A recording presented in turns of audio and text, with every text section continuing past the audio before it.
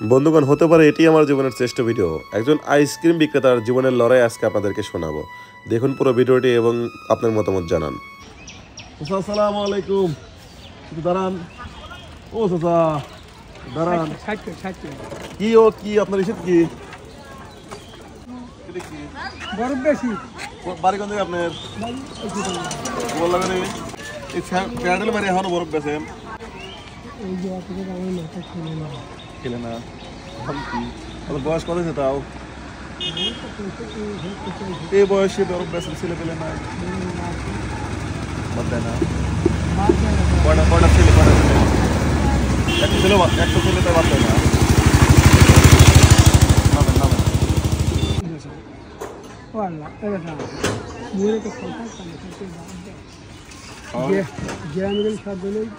ওনাকে চেনেন? ওনার ছেলে কয়টা? ছেলে পেলে ভাত দেয় না? ভাত দেয় না? কথা কয় না তাতে কয় টাকা বিক্রি করছেন সারাদিন আজকে? টাকা। এই টাকা বেচলে বের আপনার কয় টাকা লাভ হয়? বরফ আপনারা কেনেন কত করে, বেতন কেন করে বুঝলেন? এটা আমাকে মানে 100 বরফ বেশি 200 টাকা লাভ। আপনি তো বরফ বিক্রি করার মতো বয়স তো আপনার নাই।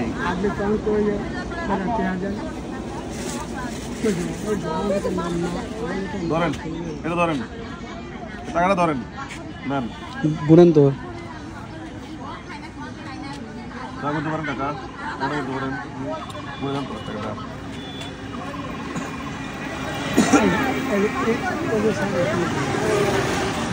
আপনার 22-24 টাকা, তাই না?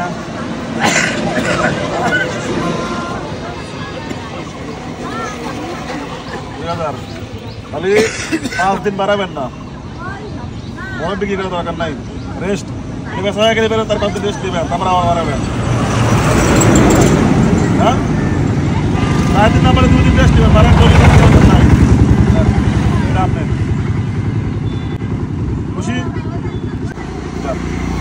যে বয়স হয়েছে এই বয়সে বরফ বিক্রি করে সাথে আমি ওই জায়গাতে আসতেছি, দেখতেছি ওই আঙুল গাড়ির উপরে আঙুল গুনতেছে। আপনার নাম কি? নাম বলেন, কি নাম আপনার? ইসাক আলী নাকি? চলে যান, খুশি হলেন তো?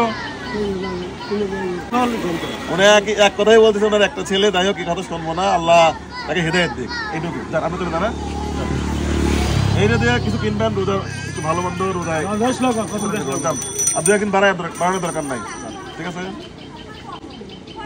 আপনার হলো ছেলের বয়সী, আমি সমস্যা নেই, যান। ছেলের বেলা আতিপুতির বয়সী হবো। ছেলের নামে বাড়ি বেশি করতে এখন আপনি এরকম ভুল করতে হয় না। একটা ছেলে কিন্তু এই অবস্থা। যাই হোক, আল্লাহ হাফেজ, ঠিক আছে? কষ্ট পায় না, এরকম ভুল জীবনে আপনারা কেউ করবেন না, তাহলে আপনাদের পরিস্থিতি হয়তো চাচার মতো ইমোশনাল হতে হবে। আমাদের তার জীবন থেকে শিক্ষা নেওয়া উচিত। আসলে সে তার সন্তানকে তার বাড়ি লিখে দেওয়ার পর সন্তান তাকে ভাত দেয় না, যা তার মানে সবচেয়ে বেশি আফসোস যে আমার সন্তান আমাকে ভাত দেয় না।